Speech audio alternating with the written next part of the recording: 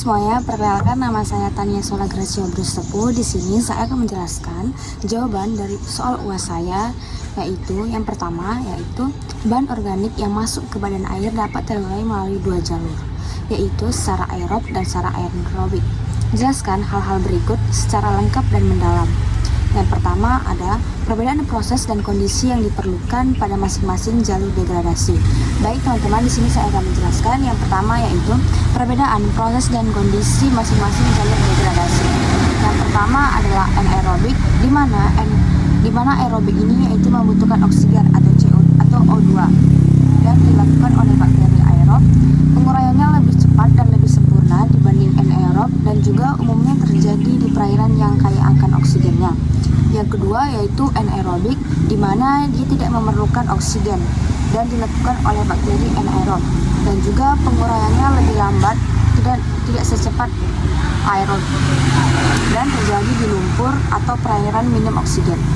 Baru yang kedua yaitu produk yang dihasilkan dari masing-masing proses degradasi tersebut.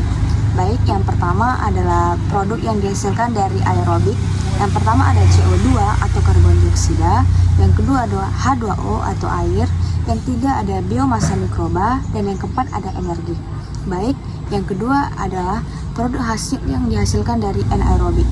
Yang pertama ada CHU atau metana, yang kedua ada NH3 atau amonia, dan yang ketiga ada asam organik. Yang ketiga ada dampak yang ditimbulkan terhadap kualitas badan air dan kehidupan organisme di dalamnya. Baik, di sini saya akan menjelaskan poin yang ketiga yaitu dampak terhadap kualitas air dan organisme di dalamnya. Yang pertama di aerobik itu dia adalah mengurangi bahan organik pencemar. Yang kedua ada baunya lebih sedikit dibandingkan dengan anaerobik. Baru kualitas airnya lebih baik dan juga mendukung kehidupan ikan dan biodata air.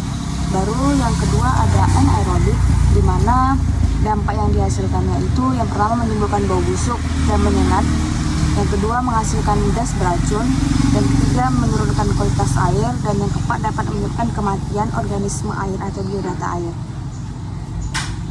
Teman-teman, di sini saya akan melanjutkan di soal yang kedua, yaitu Indonesia memiliki berbagai regulasi yang mengatur baku mutu kualitas air. Jelaskan hal-hal berikut secara lengkap dan mendalam. Baik, yang pertama yaitu perbedaan antara baku mutu air bersih atau Permenkes nomor 406/1990, baku mutu air minum atau Kepmenkes nomor 907/2002, dan baku mutu badan air atau PP nomor 82/2001 dari segi peruntukan dan penggunaannya. Baik, di sini saya akan menjelaskannya, yaitu dari perbedaan regulasi. Yang pertama ada Permenkes di nomor 406/1990, di mana fokus pada parameter fisik atau warna, bau, kekeruhan, kimia, dan mikrobiologi untuk menjamin air tidak menyebabkan gangguan kesehatan saat digunakan untuk mandi, mencuci, atau keperluan kosmetik lainnya untuk kehidupan masyarakat. Yang kedua ada Kemenkes 1907/2002, di mana standar ini adalah yang paling ketat, di mana air minum harus bebas dari patogen atau bakteri, E. coli harus 0, dan juga dari batas konsentrasi logam berat atau kimia beracun ditekan hingga level yang lebih paling aman bagi manusia untuk dikonsumsi seumur hidup agar tidak membahayakan manusia itu sendiri. Yang ketiga ada PP 82/2001, di mana mengklasifikasikan sungai menjadi 4 kelas. Yang pertama, kelas 1 untuk air minum, kelas 2 untuk rekreasi atau perikanan, dan seterusnya. Setiap kelas ini memiliki standar beban pencemar yang berbeda tergantung penggunaan yang dilakukannya. Dan juga untuk poin kedua dari soal kedua yaitu berikan contoh minimal 3 parameter memiliki nilai batas berbeda di antara regulasi tersebut beserta alasan perbedaannya. Yang pertama ada parameter pH, di mana air minum diatur pada rentang 6,5 sampai 8,5 untuk mencegah korosi pipa dan menjaga kesehatan air sungai. Bisa memilih rentang lebih luas karena dipengaruhi oleh kondisi geologi alamiah. Yang kedua ada parameter mikrobiologi atau coliform, di mana untuk air minum syaratnya mutlak atau 0. Pada air sungai adalah habitat alami berbagai organisme, namun tetap dibatasi sesuai kelas peruntukannya, yaitu kelas untuk air minum atau kelas untuk rekreasinya.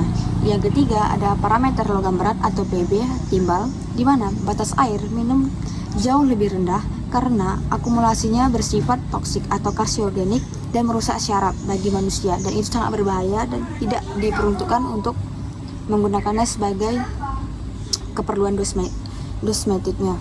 Teman-teman, di sini saya akan melanjutkan di poin ketiga soal nomor 2, yaitu mengapa instalasi pengelolaan air atau IPA standar seringkali tidak mampu menghilangkan beberapa parameter pencemar seperti fosfat, merkuri, dan amonium, dan jelaskan secara ilmiah. Baik, di sini saya akan jelaskan IPA standar menggunakan koagulasi atau flockulasi, di mana sedimentasi sampai filtrasi. Metode ini efektif untuk padatan tersuspensi.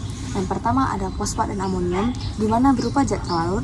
Dibutuhkan proses biologi lebih lanjut lagi atau denitrifikasi atau defosfatisasi atau kimia presipitasi dengan koagulan khusus. Yang kedua ada merkuri, di mana logam berat ini sering dalam bentuk terlarut, di mana IPA standar tidak mampu meningkatnya tanpa proses penukaran ion, di mana ion exchange atau sos karbon aktifnya.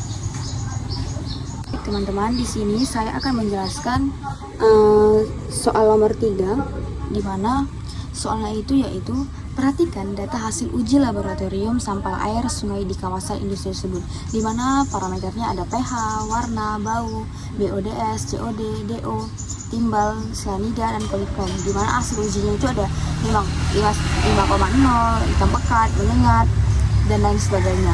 Di sini berdasarkan data tersebut, jawablah pertanyaan berikut. Yang pertama yaitu identifikasi dan jelaskan minimal 5 indikasi pencemaran yang terlihat dari data di atas. Uraikan mengapa setiap parameter tersebut menunjukkan kondisi perairan yang tercemar.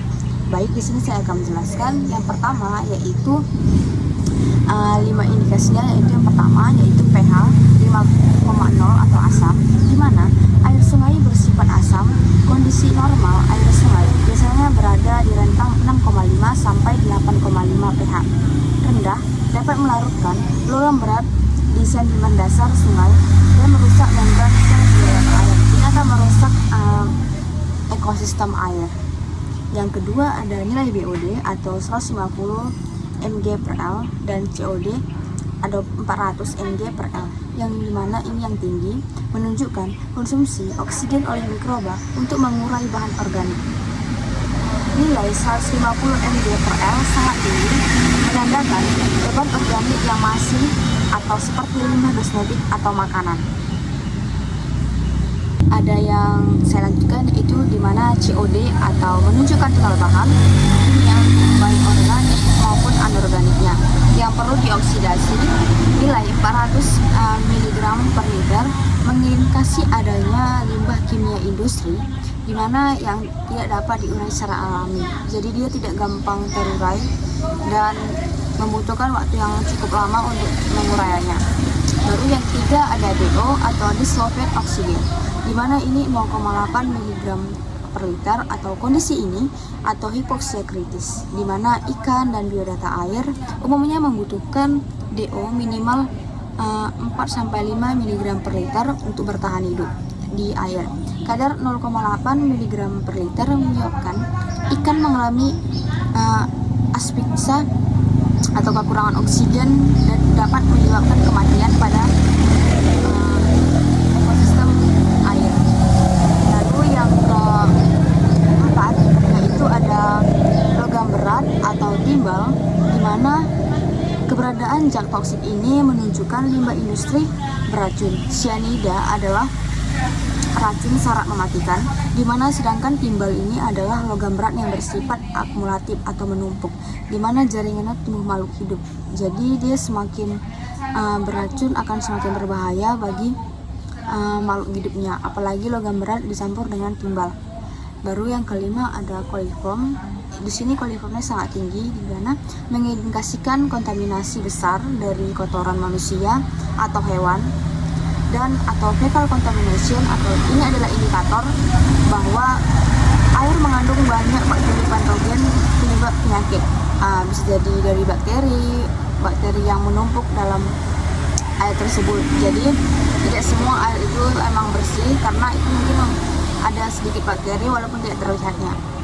Dan lanjut yang teman-teman, di sini saya akan menjawab pertanyaan dari poin kedua dari soal nomor 3, yaitu jelaskan minimal 4 dampak yang ditimbulkan dari kondisi sungai tersebut terhadap aspek-aspek berikut.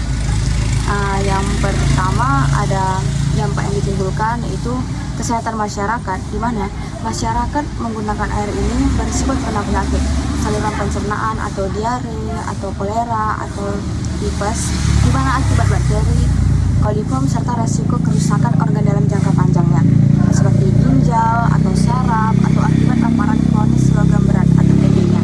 Yang kedua ada kondisi estetika, di mana kondisi sungai mengeluarkan bau busuk menyengat akibat gas hasil dekomposisi anaerobik seperti H2S, di mana air berwarna hitam pekat dan lingkungan sekitarnya menjadi tidak nyaman untuk dipakai untuk kehidupan domestiknya juga, dan tidak layak untuk aktivitas rekreasi atau domestik yang lain juga. Dari yang ketiga ada kehidupan biodata air, di mana ini terjadi kematian massal biota air atau ikan dan organisme lainnya yang berada di air tersebut akibat kadar oksigen yang hampir habis atau anoksia.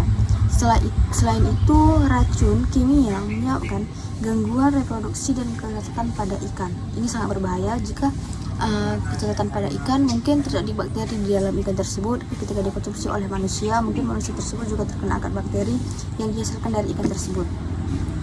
Teman-teman, di sini ada poin yang terakhir, yaitu dampaknya tadi. Yang terakhir itu ada rantai makanan, di mana terjadi bioakumulasi atau racun yang terakumulasi dari organisme kecil ke ikan yang lebih besarnya hingga ke manusia yang dikonsumsi ikan dari sungai tersebut, menyebabkan konsentrasi racun di pencernaan dari makanan, di mana ketika ikan itu memakan bakteri yang ada dalam ekosistem tersebut atau racun yang tersebut, kita akan juga terdampak karena kita akan memakan ikan tersebut dan kita konsumsi, dan juga itu sebagai rantai makanannya akan terus berlangsung dan akan sangat berbahaya untuk keberlangsungan bagi tubuh manusia maupun ikan yang makan racun dari terjadi pada biomagnifikasi yang tersebut. Ini saja yang dapat saya jelaskan. Terima kasih.